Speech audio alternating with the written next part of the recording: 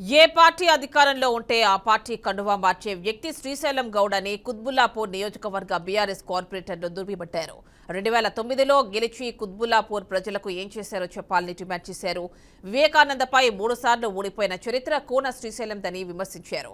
స్వార్థంతో పార్టీలు మారే వ్యక్తిగా, రికార్డులలో ఎక్కించిన వ్యక్తిగా పేరును లిఖించుకున్నాడని ఎద్దేవా చేశారు. రాష్ట్రంలో ఎవరికీ రానంత మెజారిటీ సాధించి కుత్బుల్లాపూర్ ప్రజల గుండెల్లో గుడి కట్టుకున్న వ్యక్తి వివేకానంద అని వారు చెప్పుకొచ్చారు. ఇంకోసారి బీఆర్ఎస్ పార్టీని కానీ ఎమ్మెల్యేలను కానీ విమర్శిస్తే తగిన బుద్ధి చెప్తామని ఆ పార్టీ కార్పొరేటర్లు హెచ్చరించారు.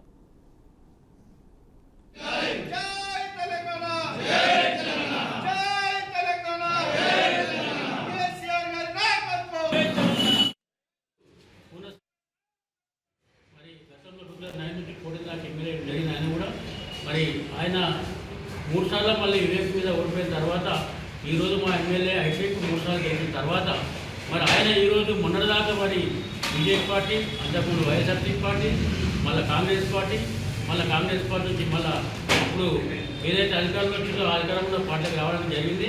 మరి వచ్చి ఈరోజు ఉంటూనే మరి అభివృద్ధి నుంచి మాట్లాడకుండా మరి వివేకానంద మరి 3 సార్లు హైటెక్ గెలిచిన అతని వ్యక్తి మీద మరి ఆయన విద్యావంతులు అని చెప్పేసి జీర్ణించుకోలేక పల్లిపట్టణ అంటే ఏంటి, అసలుకి పల్లిపట్టణ రైల్వే స్టేషన్ గురించి ఎవరు మాట్లాడతారో మరి జనాలందరూ కూడా పబ్లిక్ కూడా తెలుసు. మరి కుత్బుల్లాపూర్లో మరి 3 సార్లు నేను ఆల్రెడీ తిరగకుండా ఎలా ఉంటుంది పబ్లిక్ అని చెప్పేసి కూడా నేను సభాపతిగా కూడా తెలియజేస్తా ఉన్నాను.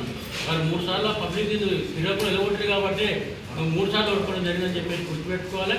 ఈరోజు మన వివేకానంద మరి 3 సార్లు గెలిచిన తర్వాత మరి అభివృద్ధి కార్యక్రమంలో మరి ముందుకు పోతుంది కాబట్టి ప్రజలు మరి పట్టం కట్టడం జరిగింది. 3 సార్లు కూడా మరి 3 సార్లు గెలిచిన వ్యక్తి మరి మొన్న 10 సంవత్సరాలు మేము ప్రభుత్వంలో ఉండి మరి టీఆర్ఎస్ ప్రభుత్వం ఉన్నప్పుడు ఏ విధంగా డెవలప్ చేసినాం, మరి ఎన్ని అభివృద్ధి పనులు చేసినామో మరి జనాలందరూ తెలుసు కాబట్టి మరి మిమ్మల్ని 3 సార్లు ఓడవడం జరిగిందని చెప్పేసి నేను తెలియజేస్తా ఉన్నాను.